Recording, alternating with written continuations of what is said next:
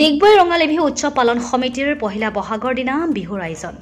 বিগত বৰ্ষৰ দৰে এইবছৰো ডিগবৈ ৰঙালী বিহু উৎসৱ পালন সমিতিয়ে ৭৩ সংখ্যক বিহু সন্মিলনখনি ১৫-২০ এপ্ৰিল, ৫, ৬ আৰু ৭ মে ২০২৫ তাৰিখে আয়োজন কৰিছে। পহিলা বহাগৰ প্ৰথমটো কাৰ্যসূচী অনুযায়ী পুৱা ১০ বজাত পতাকা উত্তোলন কৰে সমিতিৰ কাৰ্যকৰী সভাপতি দিগন্ত দত্তই। পুৱা ১০:১৫ স্মৃতি তৰ্পক কৰে সমিতিৰ মুখ্য কাৰ্যকৰী উপদেষ্টা প্ৰণৱ কুমাৰ গগৈ। ১০:৩০ ভাৰতৰত্ন ডক্টৰ ভূপেন হাজৰিকাৰ প্ৰতিমূৰ্তিত শ্ৰদ্ধাঞ্জলি জ্ঞাপনৰ লগতে প্ৰজ্বলন কৰে সমিতিৰ মুখ্য কাৰ্যকৰী উপদেষ্টা প্ৰণৱ কুমাৰ গগৈ আৰু গুণীন্দ্ৰনাথ গগৈ। পুৱা ১০:৪৫ বয়োজ্যেষ্ঠ লোকক ফুলাম গামোচাৰে সম্ভাষণ আৰু আশীৰ্বাদ গ্ৰহণ কৰে। পুৱা ১১ বজাত হুঁচৰি পৰিৱেশন, পুৱা ১১:৩০ পিঠাপনা আৰু জা জলপান গ্ৰহণৰ ব্যৱস্থা কৰা হয়। ডিগবৈৰ পৰা Nitumoni Saikia report, public TV Assam. আমি ডিগবৈ ৰঙালী বিহু উৎসৱ পালন সমিতিৰ তৰফৰ পৰা সমূহ ৰাইজলৈ আমি ৰঙালী বিহুৰ ওলগ যাচিছোঁ।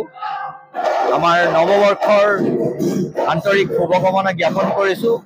পৰম্পৰাগতভাৱে ১৯৫৩ চনৰ পৰা এই বিহু সন্মিলনখনি অনুষ্ঠিত হৈ আহিছিল আৰু আমি এই বছৰো এই বিহু সন্মিলনখনি অনুষ্ঠিত কৰিবৰ কাৰণে আমি এটি প্ৰয়াস লৈছোঁ। ডিগবৈবাসী সকলো ৰাইজৰ সহযোগত আপোনালোকে ইতিমধ্যে গম পাইছে যে আমাৰ ৫দিনীয়া কাৰ্যসূচী আমি হাতত লৈছিলোঁ।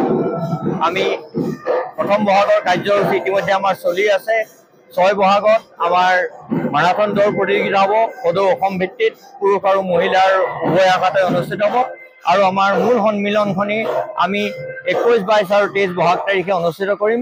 বিভিন্ন ধৰণৰ প্ৰতিযোগিতা তথা সাংস্কৃতিক সন্ধিয়া আৰু অতিথি শিল্পীৰ অনুষ্ঠানেৰে আমি এইবাৰ বিহু সন্মিলনখনি উদযাপন কৰিবলৈ লৈছোঁ আৰু আমি আপোনালোকক জনাইছোঁ যে আমি আচলতে অসম চৰকাৰৰ পঞ্চায়ত ইলেকশ্যনৰ বাবে নিৰ্বাচনৰ দিন ঘোষণা হোৱাৰ বাবে আমি আমাৰ এই সন্মিলনৰ ডেটত কিছু সাল সলনি কৰিবলগীয়া হ'ল।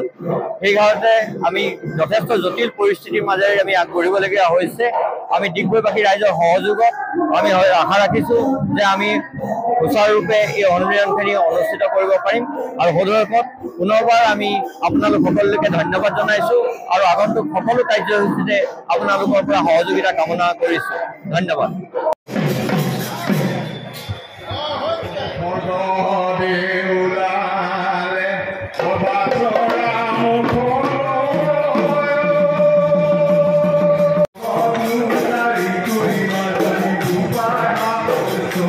Yeah.